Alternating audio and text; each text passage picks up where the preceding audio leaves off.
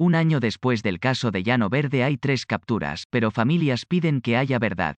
El sol pegaba punzante sobre, además, juzgado rechaza preacuerdo con autor de masacre de Llano Verde. Alvarito, de 14 años, como le decía el papá, caminó frente a la cancha de fútbol que siempre le inspiró su pasión por el balón, al igual que a Leaider y a muchos de los chiquillos en Llano Verde, en pantalones cortos y chanclas por un calor sofocante y por la escasez en este rincón olvidado de después de una cuadra desde su casa. Alvarito dobló a la derecha para tomar la estrecha calle donde vivían Leaider y Jean Paul.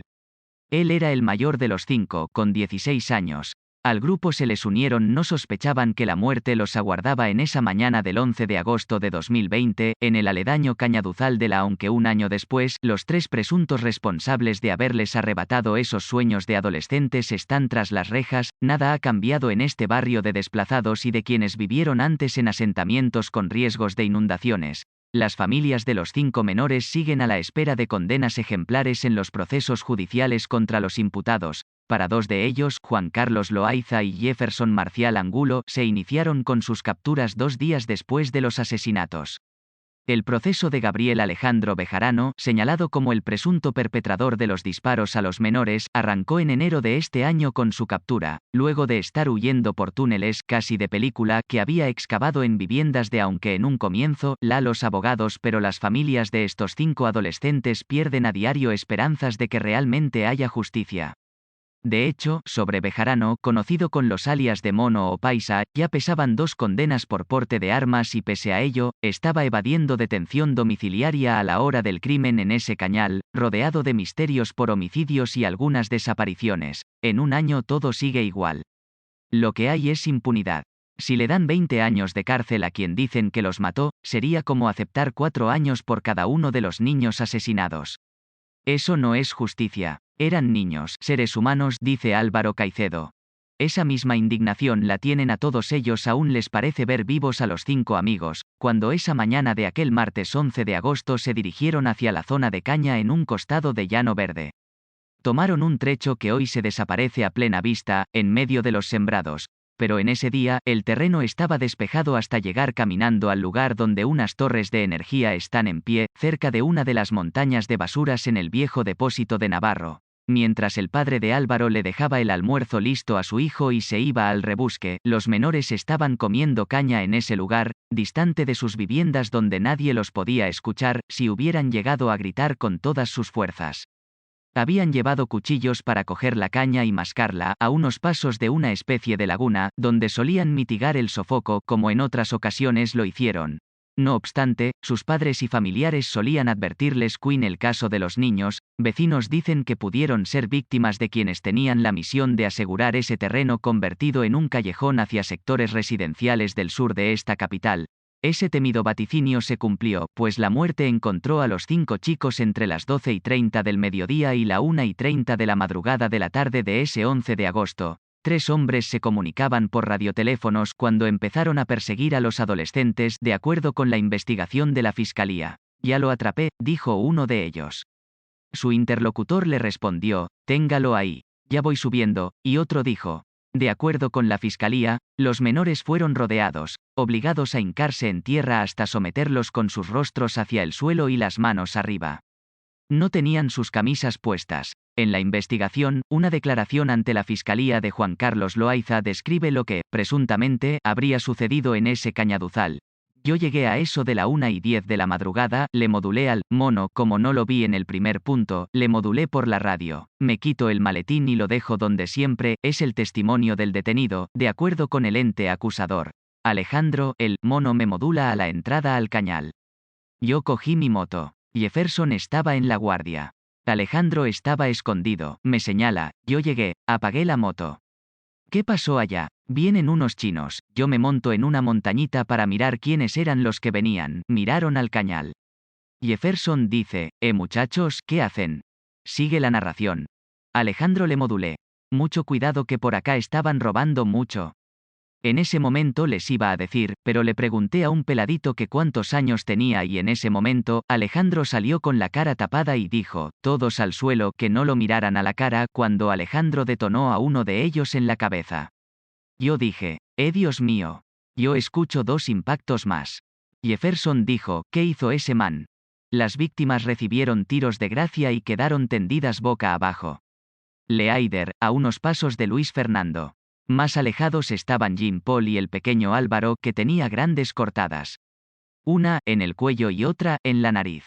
Luis Fernando también tenía una herida en cuello, al parecer, causada por un arma cortopunzante. Tras el asesinato, los 5 cadáveres quedaron toda la tarde en el cañal con ese sol inclemente sobre sus espaldas. Allí también quedaron los cuchillos que habían llevado para comer caña.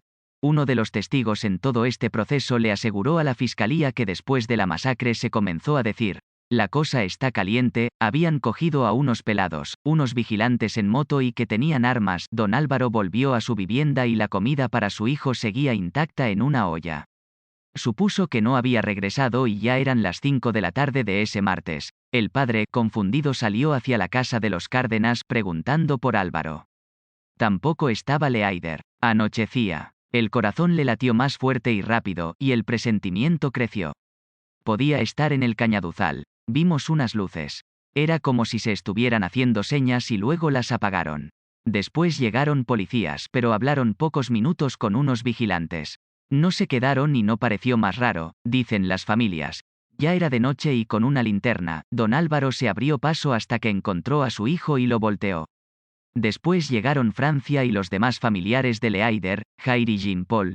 2 días después explotó un petardo cerca del como nunca antes. Las miradas de esa Cali que en Llano Verde sienten y la divisan lejana desde todo el extremo oriental de la ciudad se volcaron de manera masiva como ninguno de los habitantes de este sector había visto antes. Llegaron el presidente, acá llegaron, prometieron ayudas, pero eso duró solo unas 3 semanas, dice Francia Cárdenas. Después no volvieron, anota. Las familias dicen que recibieron asesorías psicológicas, pero por un mes, nada ha sido aclarado. No sabemos por qué los mataron. Nadie merece una muerte así, repiten los dolientes al enfatizar en que en ninguna de las audiencias les han dado explicaciones de qué motivó los asesinatos y quién los ordenó, porque para ellos, habría más personas involucradas con alguien al mando. Si de mí dependiera yo cerraba ese cañaduzal, dice Francia. Su miedo no es de hace un año por la masacre. En 2017, el hermanastro de ella y tío de Álvaro fue sacado de Llano Verde y luego encontraron su cuerpo en Charco Azul, también en el oriente de Cali. Tenían heridas por arma cortopunzante. Esta familia, la madre de Leaider, su padrastro, sus 2 tíos, una abuela, además de 8 niños, todos compartiendo la misma reducida casa en Llano Verde, no tiene recursos para irse a una vivienda más grande y buscar un mejor porvenir. Ellos cuentan que cuando llegaron al barrio ya arrastraban la tristeza por el asesinato del abuelo materno en Buenaventura. Eso los llevó a ser desplazados. En el colegio Llano Verde, donde estudiaron Jair y Álvaro, recuerdan a estos muchachos extrovertidos, el primero, en 7º grado y el segundo, en 8º. Recorrían bulliciosos el 2º piso de las instalaciones hasta llegar a sus salones. Eran como todo niño de acá de la zona, querían ser futbolistas, dice ella. Señala que Llano Verde necesita servicio de internet gratis, como una herramienta que hasta comienzos del año hubo, para que los estudiantes puedan tener facilidades de acceso a las clases en esta pandemia, pues muchos dependen de los datos en teléfonos celulares. Además, muchos de los procesos sociales de la alcaldía se fueron frenando en este sector, en medio de las restricciones por el coronavirus y el paro. La defensa de las víctimas sostiene que en este crimen múltiple hubo tortura, y se pregunta por los móviles y la autoría. La fiscalía señala que Juan Carlos Loaiza y Gabriel Alejandro Bejarano se la pasaban juntos, recorriendo Llano Verde y otros sectores. Se movilizaban en la moto que manejaba Loaiza, de 26 años.